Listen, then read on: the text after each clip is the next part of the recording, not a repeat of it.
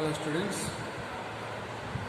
today's tutorials we are not having any specific topics and it's not from syllabus. మనం వచ్చేసి ఈరోజు ఒక general topic discuss చేద్దాం. ఏంటంటే అది మీకు ఇంతకుముందు ట్యూటోరియల్స్లో కూడా చెప్పాను. ఈరోజు నెక్స్ట్ వీడియో ఖచ్చితంగా దేని మీద ఉంటే ఫిజిక్స్ సిసిఈ మోడల్ క్వశ్చన్స్ని ఎలా ఆన్సర్ చేయాలి. సో ఈరోజు క్లాస్లో కూడా ఈరోజు క్లాస్ ట్యూటోరియల్స్లో మనం ఈ టాపిక్ మీద డిస్కస్ చేస్తాం. So how to answer A question when it is given in CCE model. So present current situation బట్టి గమనిస్తే మాత్రం సిలబస్లో చిన్న చిన్న మార్పులు అయితే ఉంటున్నాయి, కానీ క్వశ్చన్ పేపర్ ప్యాటర్న్లో కూడా మార్పులు ఉన్నాయి, కానీ క్వశ్చన్ అడిగే విధానం మాత్రం ఏం మారలేదు. So the way of question it is still in CCE pattern. అందుకంటే మార్చి అంటే ఉన్న క్వశ్చన్ని ఉన్నట్లుగా టెక్స్ట్ బుక్లో ఇచ్చిన ఎక్సర్సైజ్లో ఇచ్చిన విధంగా కాకుండా కొద్దిగా మార్పులతో లేదా మన నాలెడ్జ్ని టెస్ట్ చేసే విధంగా, మన అండర్స్టాండింగ్ స్కిల్స్ని టెస్ట్ చేసే విధంగా క్వశ్చన్స్ వస్తూనే ఉన్నాయి. సో క్వశ్చన్ ప్యాటర్న్లో ఎలాంటి మార్పు లేదు. క్వశ్చన్ పేపర్ ప్యాటర్న్లో మార్పు వచ్చింది, ఎందుకంటే ఇప్పుడు ఇంటర్నల్స్ తీసేశారు. సో ఇంటర్నల్స్ లేవు కాబట్టి కంప్లీట్గా 50 మార్క్స్కి మనం ఆన్సర్స్ అటెంప్ట్ చేయాల్సి ఉంటుంది. సో ఇలాంటి 50 మార్క్స్ ఆన్సర్స్ని అటెంప్ట్ చేయటం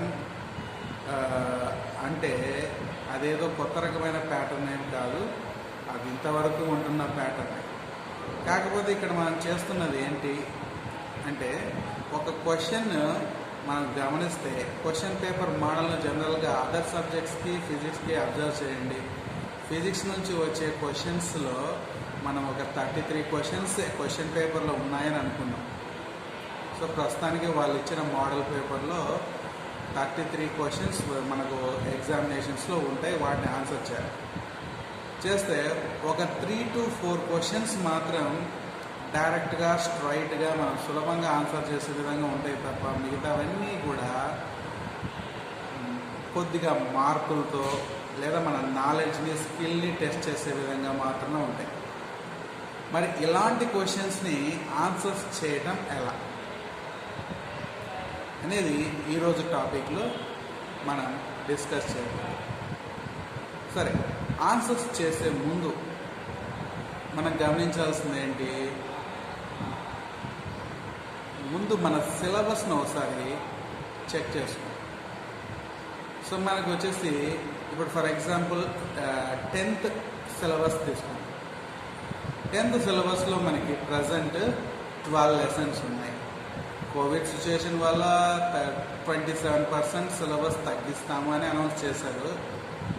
సో చాప్టర్స్ పోయిన తర్వాత కూడా మనకి ఖచ్చితంగా కొన్ని లెసన్స్ అయితే మిగిలే ఉంటాయి. సో ఈ లెసన్స్ మనము ఎలా నేర్చుకోవటం అంటే, ప్రతి చాప్టర్ని చూడండి, మీరు 2 రకాలుగా ప్రిపేర్ అవ్వచ్చు. ఏంటంటే ప్రతి లెసన్ని చదవగానే అందులో ఉన్న కీ పాయింట్స్ అన్నిటినీ నోట్స్గా చేసుకోవటం.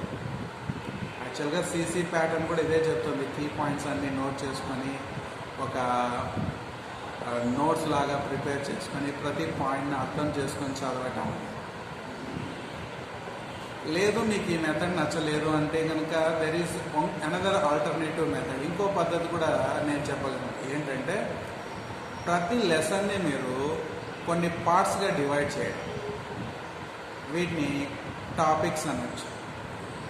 సో ఒక ఎగ్జాంపుల్, మీకు 10th సిలబస్లో ఫస్ట్ లెసన్ ఉంది హీట్ని కావాలంటే మీరు టాపిక్స్గా డివైడ్ చేసుకోవచ్చు. ఎలాగంటే introductory part, specific heat, change of states, latent heats. మీరు గమనించండి, ఈ 4 పార్ట్స్లో దాదాపు టెక్స్ట్ బుక్లో ఉండే సిలబస్ లెసన్ మొత్తం కవర్ అయిపోయింది.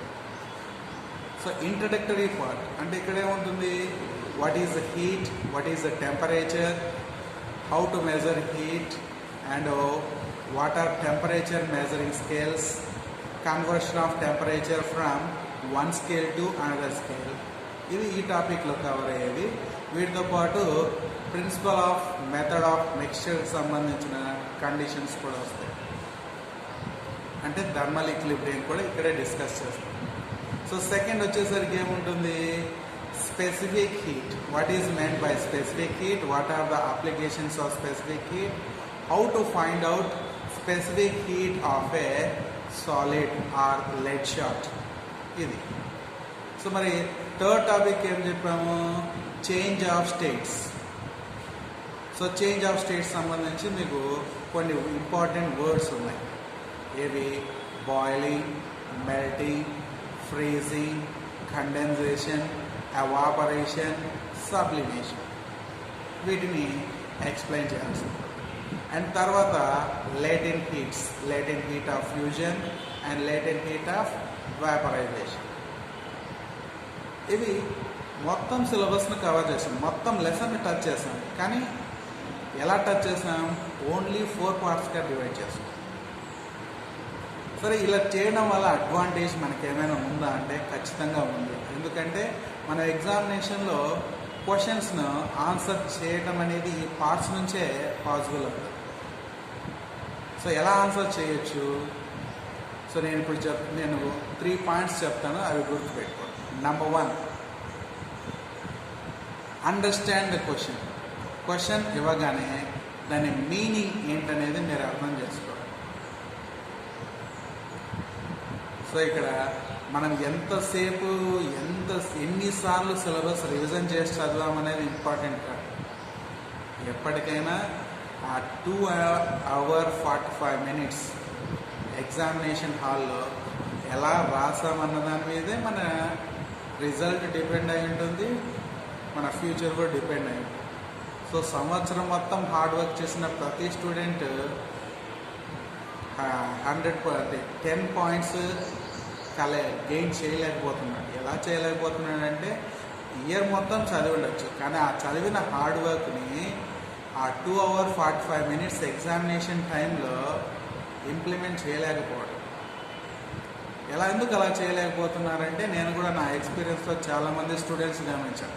ఎంతో హార్డ్ వర్క్ చేస్తారు, కానీ ఎగ్జామ్కి వచ్చిన తర్వాత క్వశ్చన్ పేపర్ చూసి ఒకే మాట సింపుల్గా చెప్తారు, ఈ క్వశ్చన్ మా సిలబస్లో లేదు. అసలు ఈ క్వశ్చన్ పేపర్ ఒక స్టూడెంట్ నా ఎక్స్పీరియన్స్లో చెప్పారు, నేనే ఒక మోడల్ పేపర్ తయారు చేసి ప్రాక్టీస్ ఎగ్జామ్గా ఇచ్చాను. ఆ రోజు నేను అనుకోకుండా లీవ్లో ఉండడంతో హెడ్ మాస్టర్ వచ్చేసి ఎగ్జామ్ కండక్ట్ చేయడానికి వెళ్ళాడు. ఆయన పిల్లలకు పేపర్ ఇవ్వగానే పిల్లలు హెడ్ మాస్టర్తోకే అన్నాడు, ఈసారి పేపర్ మా సిలబస్ కాదు, ఇది వేరే సిలబస్ అని.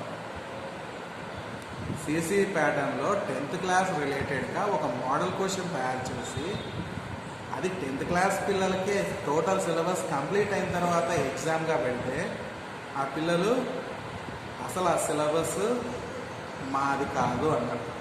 ఎందుకు అలా అన్నారు అంటే వాళ్ళకు హార్డ్ వర్క్ లేదని తప్పు పట్టడానికి వీల్లేదు. ఖచ్చితంగా హార్డ్ వర్కింగ్ స్టూడెంట్స్. మరి ఎగ్జామ్లో పెట్టగానే ఎందుకు అలా ఫీల్ అయ్యారంటే they don't have any idea how to answer A question when it is according to CCE pattern. CCE ప్యాటర్న్లో ఒక క్వశ్చన్ ఇచ్చినప్పుడు దాన్ని ఎలా ఆన్సర్ చేయాలనే టెక్నిక్ వీళ్ళకి తెలియకపోవడం. సో దీనికోసమే నేను ఇప్పుడు ఈ 3 points చెప్పబోయాను. సో ఫస్ట్ పాయింట్ మీకు ఆల్రెడీ చెప్పాను, క్వశ్చన్ ఇవ్వగానే దాని మీనింగ్ని అర్థం చేసుకోవాలి. సో నెక్స్ట్ చేయాల్సింది ఏంటి, కలెక్ట్ ద లెసన్ నేమ్. మీరు ఒక క్వశ్చన్ చదవమని చెప్పాను, దాన్ని అర్థం చేసుకోమని చెప్పాను. సో వెంటనే మీరు చేయాల్సిన పని ఏంటి, అది ఏ లెసన్ నుంచి వచ్చిన క్వశ్చన్ వెంటనే రికగ్నైజ్ చేయాలి. ఇది మెయిన్ పాయింట్. మరి సెకండ్ పాయింట్ ఏంటి, మీరు ఆల్రెడీ ఇందాక టాపిక్స్ డివైడ్ చేసుకోమని చెప్పారు. సో మీరు ఫేస్ చేసిన క్వశ్చన్ మీరు డివైడ్ చేసుకున్న ఈ టాపిక్స్లో ఏ టాపిక్స్కి రిలేటివ్గా ఉంది. సో ఇది సెకండ్ థింగ్. థర్డ్ థింగ్, ఈ టాపిక్లో ఏ పాయింట్ మీద క్వశ్చన్ అడిగాడు, ఏ వర్డ్ మీరు ఆన్సర్లో రిప్రజెంట్ చేయాలి. వర్డ్ ఏంటి, ఆన్సర్ అనేది ఎప్పటికీ ఒక ఎంత షార్ట్ ఆన్సర్ క్వశ్చన్ అయినా ఒక లైన్ ఉంటుంది కదా, వర్డ్ ఏంటి అని అడగాలి. వర్డ్ అంటే ప్రతి ఆన్సర్ చేయబోయే ప్రతి క్వశ్చన్కి ఫిజిక్స్లో ఖచ్చితంగా కీవర్డ్ అనేది ఒకటి ఉంటుంది. ఆ కీవర్డ్స్ కోసం కూడా మీరు వెతకాల్సిన అవసరం లేదు. ప్రతి లెసన్ కంప్లీట్ అవ్వగానే ఇదే పేరుతోనే, కీవర్డ్స్ అనే పేరుతోనే కొన్ని వర్డ్స్ రాసిస్తుంటారు. సో అలా వర్డ్స్ ఎందుకు ఉన్నాయి అంటే మీరు రాయబోయే ఆన్సర్స్లో ఏ టాపిక్ మీద క్వశ్చన్ వస్తుందో ఆ క్వశ్చన్ సంబంధించిన కీవర్డ్ అక్కడ ఒకటి ఉంటుంది. ఆ వర్డ్ని ఆన్సర్లో మీరు ఖచ్చితంగా రాయాల్సి ఉంటుంది. సో ప్రాక్టీస్ చేయించేటప్పుడు ఏంటనేది నేను మళ్ళీ ఒకసారి దాన్ని డీటెయిల్గా ఎక్స్ప్లెయిన్ చేస్తాను. ఓకే, ఇవి 3 పాయింట్స్. సో పాయింట్స్ మళ్ళీ ఒకసారి చూడండి. Number 1, identify the lesson after understanding A question అర్థం చేసుకోగానే అది ఏ లెసన్ నుంచి వచ్చిందనేది అర్థం చేసుకోవడం నెంబర్ 1. నెంబర్ 2, అది ఏ టాపిక్ మీద ఇవ్వబడిన క్వశ్చన్, ఏ టాపిక్ సంబంధించిన క్వశ్చన్, ఇది point number 2. And number 3, especially ఆ క్వశ్చన్లో ఏం అడిగాడో ఏ వర్డ్ని మనం ఇన్సర్ట్ చేయాల్సి ఉంటుంది, ఇది రికగ్నైజ్ చేయాలి. ఇది 3rd వన్. సో ఈ 3 పాయింట్స్ను ఎవరైతే ఫాలో అయ్యి ఆన్సర్స్ చేయడం ప్రాక్టీస్ చేస్తారో వాళ్ళు సిసి ప్యాటర్న్ని చాలా త్వరగా అర్థం చేసుకోగలరు, చాలా త్వరగా మార్క్స్ గెయిన్ చేయగలరు. సో మీకు ఒక ఎగ్జాంపుల్ కావాలంటే కొన్ని క్వశ్చన్స్ని నేను ఇప్పుడు ప్రాక్టీస్గా సాల్వ్ చేసి మరీ చూపిస్తాను. సో ఒక క్వశ్చన్ సెలెక్ట్ చేసుకుందాం. ఏ లెసన్ నుంచి, ఫిజిక్స్ పార్ట్ నుంచే సెలెక్ట్ చేసుకుందాం. ఒక హ్యూమన్ ఐ లెసన్ నుంచి